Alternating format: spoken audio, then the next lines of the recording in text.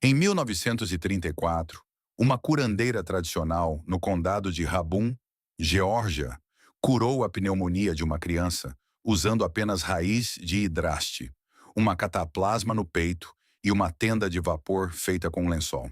Não havia médico nem farmácia e nenhuma estrada para sair do vale até o degelo da primavera. O número 18 desta lista foi tão eficaz que 75% das plantas usadas foram mais tarde confirmadas pela ciência por conterem as exatas propriedades medicinais que o povo das montanhas sempre alegou.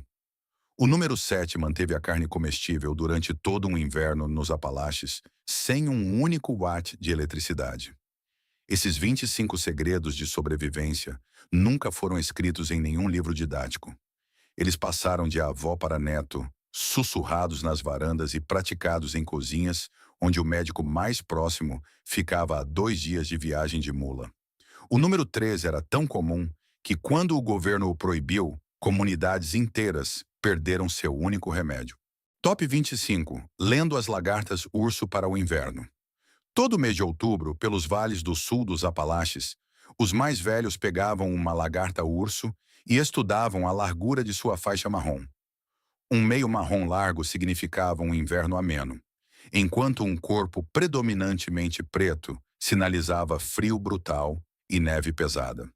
As famílias planejavam seu suprimento de lenha e estoques de comida com base no que a lagarta lhes dizia.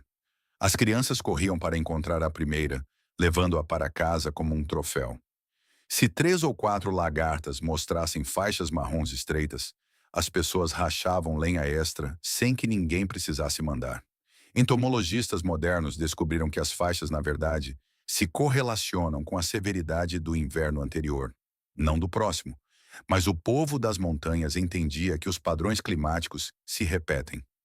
Eles estavam lendo um registro biológico do clima, e isso funcionava bem o suficiente para manter as famílias vivas durante invernos que matavam os despreparados. Top 24. Feijões, leather breeches. Calças de couro. Antes que os potes de conserva chegassem às montanhas, as mulheres preservavam vagens, passando-as em um fio e pendurando-as nas vigas da cabana para secar. Elas os chamavam de leather breeches, calças de couro, porque as vagens secas ficavam com aspecto de couro e marrons, penduradas em longas guirlandas acima da cozinha. Quando o inverno chegava, sua avó deixava um punhado de molho durante a noite, e depois os cozinhava em fogo brando, por horas com carne de porco salgada. Os feijões reidratados tinham um sabor profundo, defumado e concentrado que os feijões frescos nunca poderiam igualar. O processo de secagem concentrava açúcares e aminoácidos, criando o que os cientistas de alimentos agora reconhecem como uma leve reação de Maillard. Sua bisavó não conhecia a química. Ela apenas sabia que eles tinham gosto de casa. Top 23. A Casa da Nascente, Spring House. Antes que a refrigeração chegasse aos vales, e em partes do leste do Kentucky, isso não aconteceu até o final da década de 1940. As famílias construíam pequenas estruturas de pedra diretamente sobre as nascentes frias das montanhas. A água fluía por canais cortados no chão, mantendo o interior a uma temperatura constante de 50 a 55 graus Fahrenheit, 10 a 13 graus Celsius, o ano todo. Potes de manteiga, jarras de leite e caça-limpa ficavam em calhas rasas de água corrente, mantendo-se frescos por dias em agosto. Você podia ouvir a água correndo antes mesmo de abrir a porta. Quando você entrava em uma tarde de julho, o ar frio batia no seu rosto como se estivesse entrando em uma caverna. Sua avó podia bater manteiga lá dentro nas tardes quentes, porque a temperatura fria ajudava a endurecer mais rápido. Algumas casas de nascente tinham prateleiras de pedra esculpidas nas paredes, onde rodas de queijo envelheciam e potes selados de banha ficavam em fileiras organizadas. As crianças eram avisadas para nunca turvar a nascente. Uma casa de nascente contaminada significava que toda a família ficaria sem armazenamento a frio até que a água corresse limpa novamente. Aquele pequeno prédio era a estrutura mais importante da propriedade depois da própria cabana. Quando a eletricidade finalmente chegou, a casa da nascente se tornou um galpão de ferramentas. mas funcionava melhor do que qualquer geladeira para conservar vegetais e laticínios, e não custava nada para operar. Top 22, plantando pelos sinais. Os agricultores dos Apalaches seguiam um complexo calendário de plantio lunar trazido através do Atlântico por colonos escoceses, irlandeses e refinado com o conhecimento Cherokee. As raízes eram plantadas durante a fase escura da lua, enquanto as folhas verdes eram plantadas durante a lua crescente. Os postes de cerca eram fixados durante a lua nova, porque a madeira cortada na fase escura resistia à podridão. O abate de porcos acontecia apenas durante certos sinais para evitar que a carne encolhesse no barril. Estudos agrícolas modernos mostraram que os ciclos lunares realmente afetam a umidade do solo, e um estudo botânico suíço encontrou diferenças mensuráveis nas taxas de germinação entre as fases. O povo das montanhas estava observando uma relação gravitacional entre a Lua e as águas subterrâneas, que a ciência levou séculos para confirmar. Top 21. Acendendo fogo com nó de pinho, Fatwood. Em grandes altitudes, onde as temperaturas no inverno caíam bem abaixo de zero, as famílias dependiam do nó de pinho, Fatwood, para acender fogueiras quando nada mais pegava fogo. Ele vem de tocos de pinheiros mortos, onde a resina se concentrou ao longo de anos de decomposição, transformando o cerne da madeira em um iniciador de fogo natural. Seu avô caminhava até um toco velho, tirava lascas com uma machadinha e as levava para casa no bolso. Mesmo sob chuva torrencial, o nó de pinho acendia com um único fósforo. As famílias protegiam seus tocos de nó de pinho da mesma forma que outras protegiam plantações de ginseng. Sobrevivencialistas modernos vendem nó de pinho por $10 o feixe, mas as famílias das montanhas o tinham de graça, passado de toco em toco. Top 20. Colheita de alho poró selvagem, Duthamp. Após 5 meses comendo carne de porco salgada e feijão seco, o primeiro alimento silvestre a brotar no solo da floresta era o alho poró selvagem, Duthamp. Um alho poró de sabor forte que cresce em colônias densas sob a copa de árvores de madeira de lei. Sua avó sabia exatamente onde as plantações se escondiam, um conhecimento herdado de sua mãe. Ela cavava com cuidado, retirando apenas 1/3 para que a área pudesse se regenerar. Uma prática de conservação que os Cherokees ensinaram aos colonos séculos antes de alguém usar a palavra sustentável. Os alhos poró selvagens eram fritos na gordura do bacon ou mexidos com ovos. E o cheiro era tão forte que as crianças mandadas para a escola após um jantar com eles, às vezes eram mandadas de volta para casa. Comunidades inteiras realizavam jantares de alho poró selvagem em abril, com um mau cheiro pairando sobre os terrenos da igreja, como uma declaração de que o inverno havia acabado oficialmente. A ciência nutricional confirmou mais tarde que esses alhos porós contêm mais vitamina C por onça do que as laranjas, e uma quantidade significativa de selênio, um mineral quase ausente na dieta de inverno nas montanhas. Seus compostos de enxofre atuavam como um tônico natural de primavera, fortalecendo o sistema imunológico após meses de uma alimentação deficiente em vitaminas. Top 19. Cataplasma de tabaco para picadas. Quando uma vespa o pegava descalço no jardim, sua avó pegava tabaco de mascar, umedecia-o e o pressionava sobre a picada. Em poucos minutos, o inchaço diminuía. Os Cherokees usavam o tabaco medicinalmente muito antes do contato com os europeus. Pesquisas modernas confirmaram que os alcaloides do tabaco possuem propriedades anti-inflamatórias genuínas quando aplicados topicamente. A nicotina atua como um analgésico leve e vasoconstritor. Você não questionava. Você mascava o tabaco, aplicava-o e continuava trabalhando. As curandeiras dos Apalaches eram o sistema de saúde em comunidades onde o médico mais próximo ficava a 30 milhas de distância por uma estrada de montanha não pavimentada. Essas mulheres faziam partos, consertavam ossos e tratavam pneumonia com plantas colhidas no solo da floresta. O projeto Foxfire, iniciado em 1966, passou décadas registrando esse conhecimento.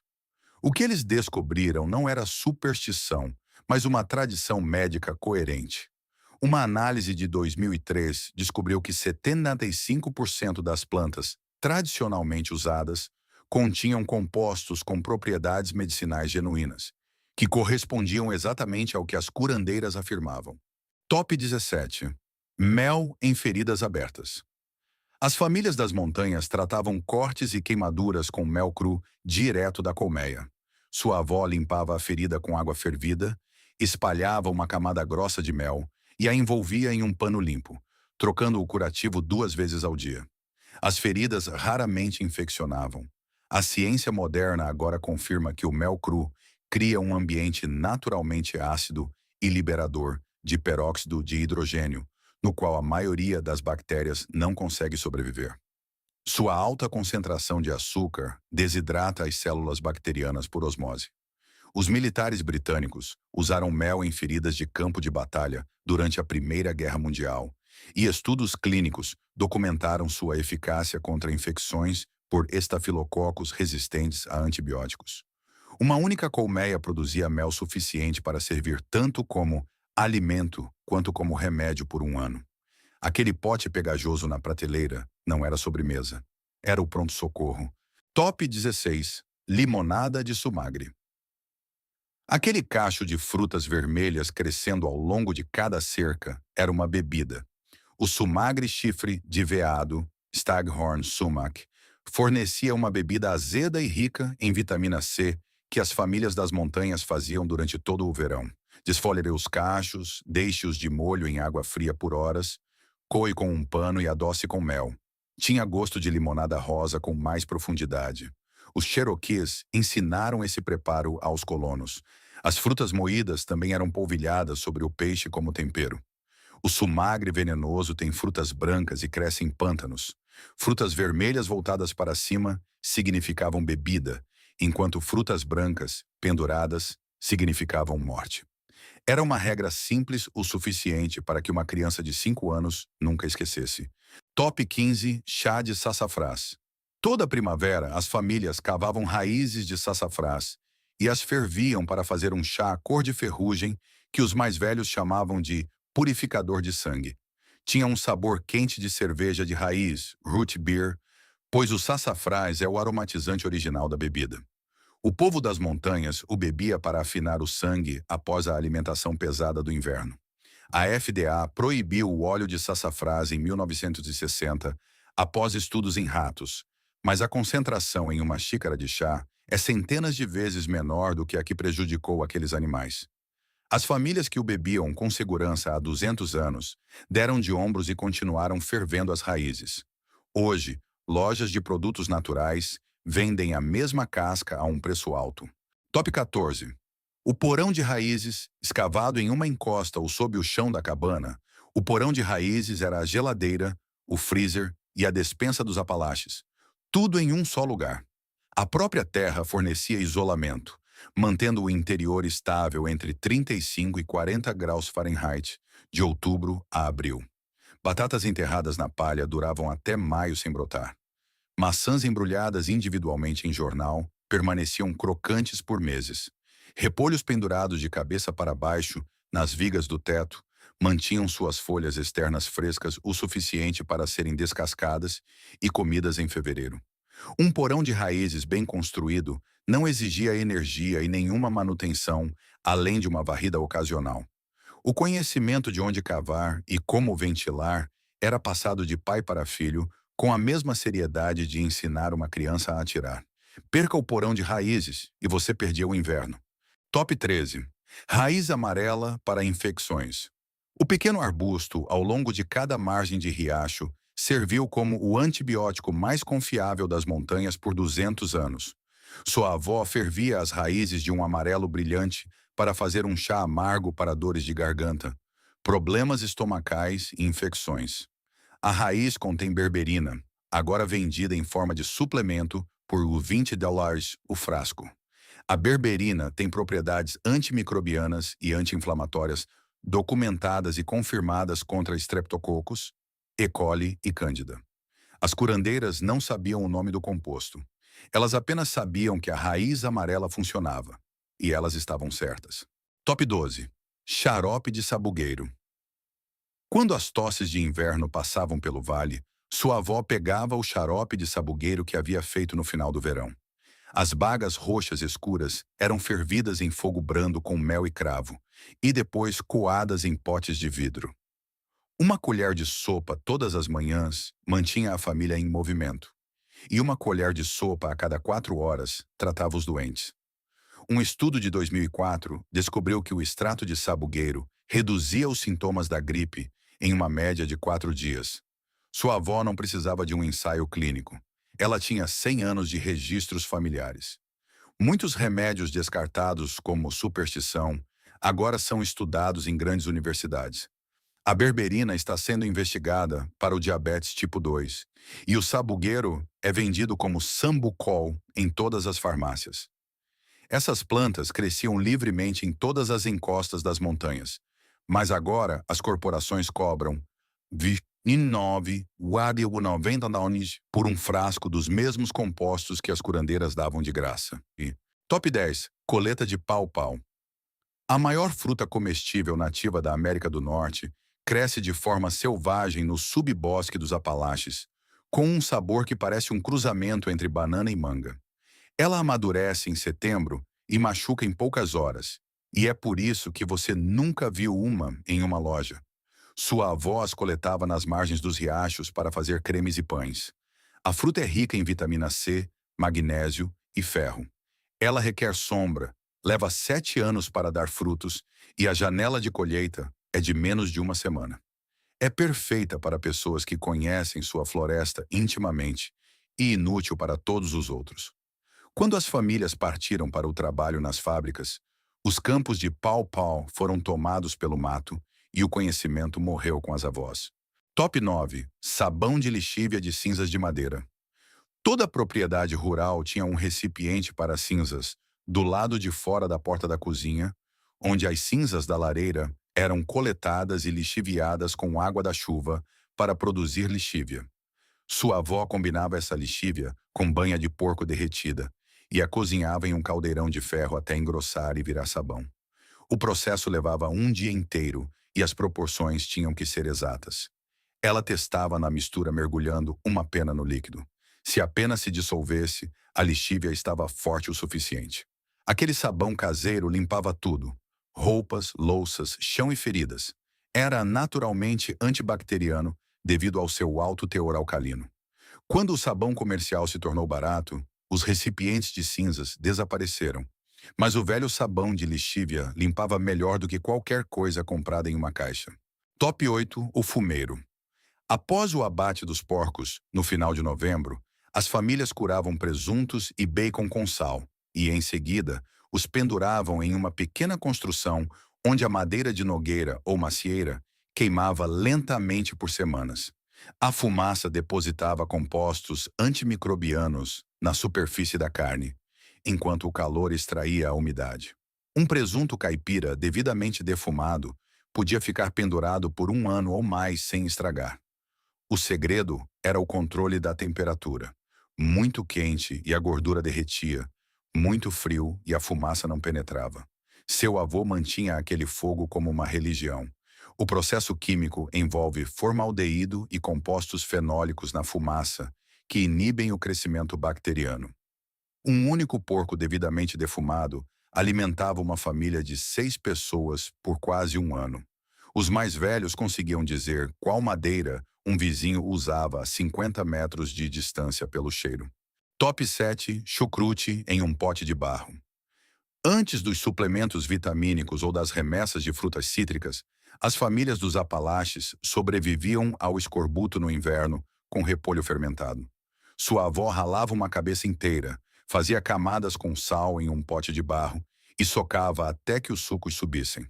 Ao longo de 3 a 6 semanas, bactérias benéficas lactobacilos transformavam o repolho em chucrute. Aquele pote era o suprimento de vitaminas da família de novembro a março. O processo de fermentação, na verdade, aumenta o teor de vitamina C enquanto produz probióticos. As crianças comiam com feijão, no pão ou direto do pote. Os médicos modernos agora recomendam alimentos fermentados para a saúde intestinal, vendendo o mesmo conceito que sua avó praticava com um repolho de $2 e uma pitada de sal. Top 6. Verbasco para os pulmões. Aquela planta alta e felpuda em todas as beiras de estrada era o xarope para a tosse das montanhas. Folhas secas preparadas como chá tratavam resfriados no peito, enquanto folhas embebidas em óleo morno se tornavam cataplasmas para o peito. Algumas famílias até fumavam verbasco seco para tratar a asma.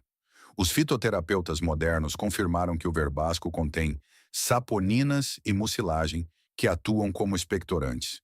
Um estudo alemão descobriu que o extrato de verbasco é eficaz contra infecções de ouvido.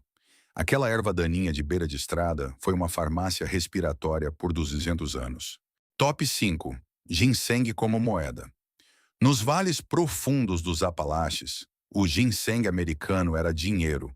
Seu avô podia cavar meio quilo de raiz de ginseng selvagem e vendê-lo por mais do que o salário de um dia na serraria. Os compradores chineses pagavam preços premium pelas raízes dos Apalaches, porque as plantas de crescimento lento e que habitavam a sombra eram consideradas mais potentes. Um bom caçador de sangue conhecia seus canteiros como um banqueiro conhecia suas contas, guardando as localizações como segredos de família. Essa era uma colheita sustentável praticada por séculos, sempre deixando as raízes mais jovens e plantando as frutinhas vermelhas de volta no solo. O ginseng pagava pelas roupas da escola e pelas consultas médicas quando nada mais podia. Quando pessoas de fora começaram a colher em excesso na década de 1970, muitos canteiros antigos de famílias foram completamente devastados, e o ginseng desapareceu. Top 4. A utilidade da palha de milho.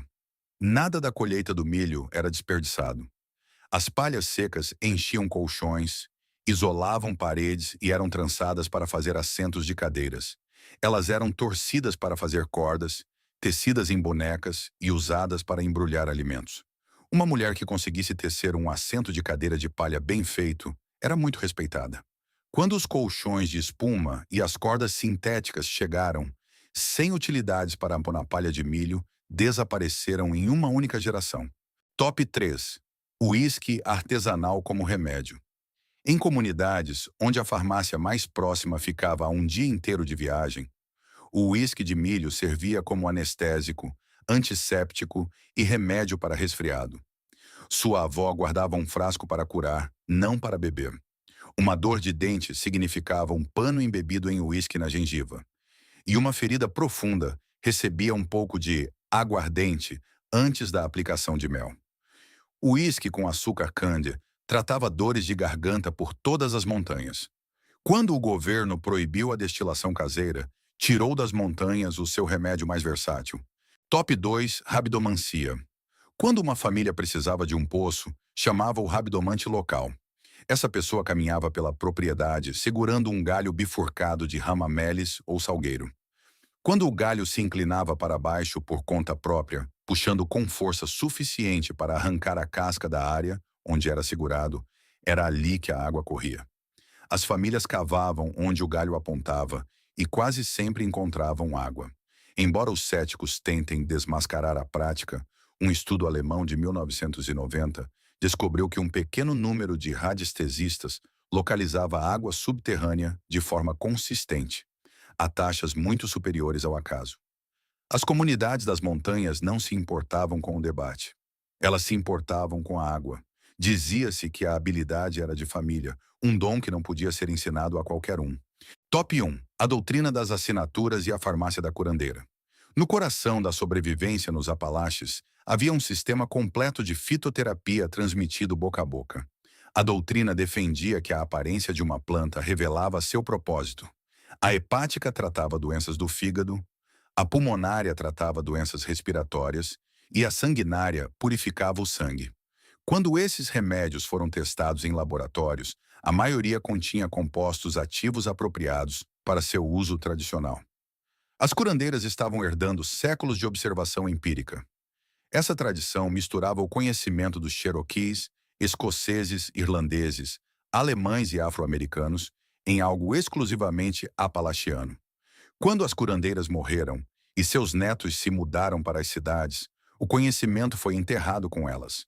Nenhum livro capturou tudo. Ele viveu na memória e morreu em silêncio.